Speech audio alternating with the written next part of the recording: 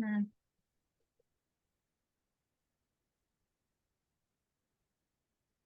Assalamualaikum warahmatullahi wabarakatuh. Salam sejahtera untuk kita semua. Yang terhormat, Pak Jonathan selaku dosen statistika dan teman-teman 3 TKG 3 yang kami banggakan. Kami dari kelompok 1 akan mempresentasikan tentang Proportionate Stratified Random Sampling yang dianggotai oleh saya sendiri, Ayu Wandira. Saya Muhammad Agres Arya Syahputra. Saya Ratu Anugrah Ramadhani. Saya Rudolf Januar.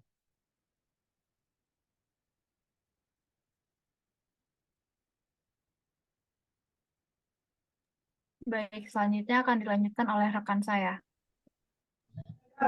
Proportionate Stratified Random Sampling merupakan salah satu metode umum yang digunakan oleh peneliti karena memungkinkan mereka memperoleh populasi sampel yang paling mewakili dari seluruh populasi yang diteliti, memastikan bahwa setiap subkelompok kepentingan terwakili. Adapun pokok bahasan yang pertama itu ada definisi, yang kedua ada sistem atau metode penggunaan, yang ketiga ada kelebihan dan kekurangan, serta yang terakhir ada contoh penggunaan.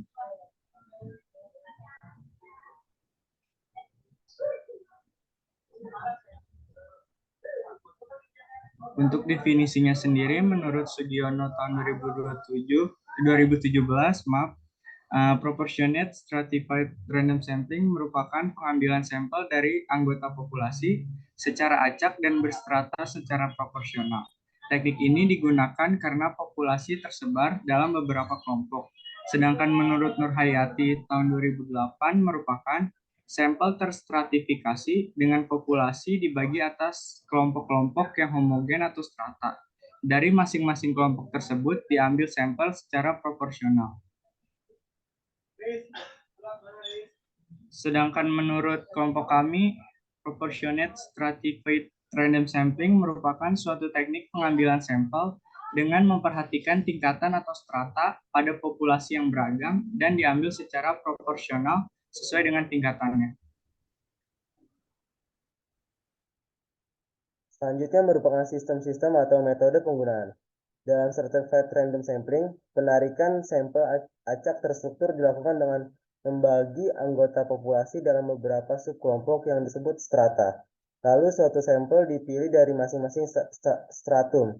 Elemen populasi dibagi menjadi beberapa tingkatan atau stratifikasi berdasarkan karakter yang melekat padanya. Elemen populasi dikelompokkan pada tingkatan tertentu dengan tujuan pengambilan sampel akan merata pada seluruh tingkatan, dan sampel mewakili karakter seluruh elemen populasi yang heterogen. Langkah-langkah melakukan Stratified Random Sampling. Yang pertama yaitu tentukan target audience. Yang kedua itu kenali variabel atau variabel stratifikasi dan cari tahu jumlah strata yang akan digunakan. Lalu langkah yang ketiga, gunakan kerangka pengambilan sampel yang sudah ada atau buat kerangka yang mencakup semua informasi variabel stratifikasi untuk semua elemen dalam target audience. Langkah keempat, lakukan perubahan setelah mengevaluasi kerangka sampel berdasarkan kurangnya cakupan yang berlebihan atau pengelompokan. Langkah kelima, mengingat keseluruhan populasi. Setiap strata harus bersifat unik dan mencakup setiap anggota populasi. Langkah keenam, tetapkan nomor acak dan unik untuk setiap elemen. Langkah ketujuh, cari tahu ukuran setiap strata sesuai dengan kebutuhan Anda. Terus kemudian langkah ke-8, peneliti dapat memilih elemen acak dari setiap strata untuk membentuk sampel.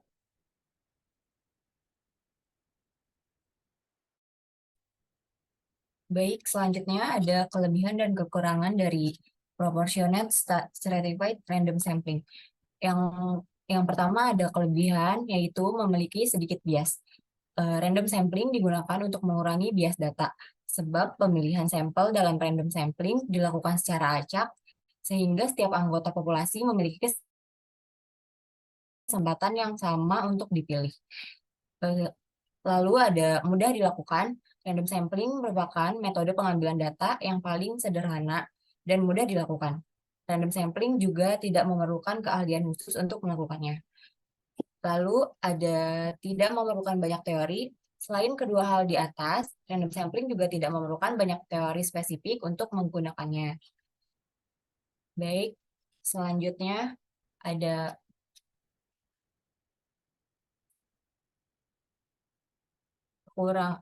kekurangan dari proportionate stratified random sampling ini. Yang pertama ada sulit mengakses daftar keseluruhan populasi.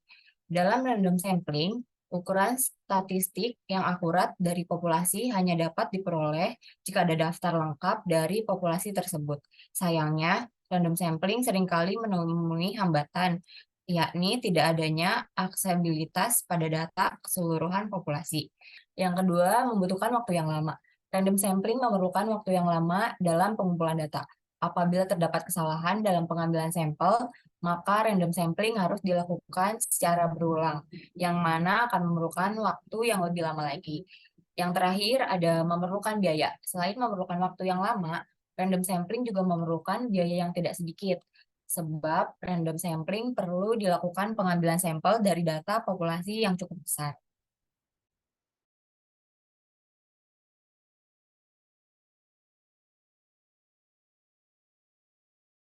Selanjutnya yaitu rumus dari stratified proportionate random sampling. Rumus pengambilan sampel itu NH sama dengan NH per N dikali N. Dengan NH kecil, yaitu ukuran sampel untuk strata KH, lalu NH, N besar ukuran populasi untuk strata KH, N besar merupakan ukuran seluruh populasi, dan N merupakan ukuran seluruh sampel.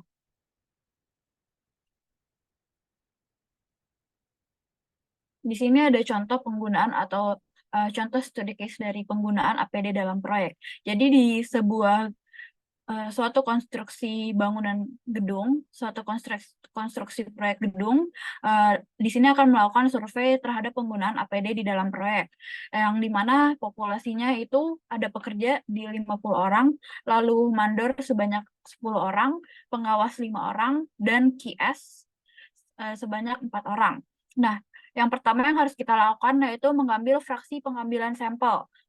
Kita mau ngambil data dari sampelnya ini berapa bagian. Kita contohnya di studi case ini adalah kita mengambil setengah dari populasi. Jadi di sini total sampelnya total populasi yaitu ada 69 dan setengah dari sampel yaitu ada 35 sampel yang akan kita ambil. Nah, untuk sampelnya kalau misalnya kita mau langsung, itu bisa langsung dibagi setengah aja, 50 bagi setengah 25, 10 bagi setengah 5, 5 bagi setengah 3, 4 bagi setengah 2. Atau menggunakan rumus, yaitu, next. Menggunakan rumus yang sudah disebutkan tadi. Di sini sampel pekerja. Jumlah populasi yaitu 50, jumlah populasi sampel yaitu 50, lalu jumlah populasi keseluruhan itu ada 69, 50 dibagi 69 dan dikali dari total keseluruhan sampel yaitu 35 dan dapat 25. Lalu untuk sampel mandor, pengawas, dan QS juga kita lakukan dengan rumus-rumus yang sudah dijelaskan tadi. 20 dibagi 69 dan dikali 35 yaitu 5. 5 dibagi 69 dikali 35 yaitu 3. 4 dibagi 69 dikali 35 yaitu 2.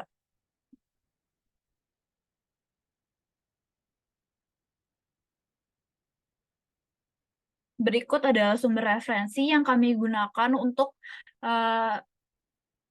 PowerPoint dan presentasi pada kesempatan kali ini.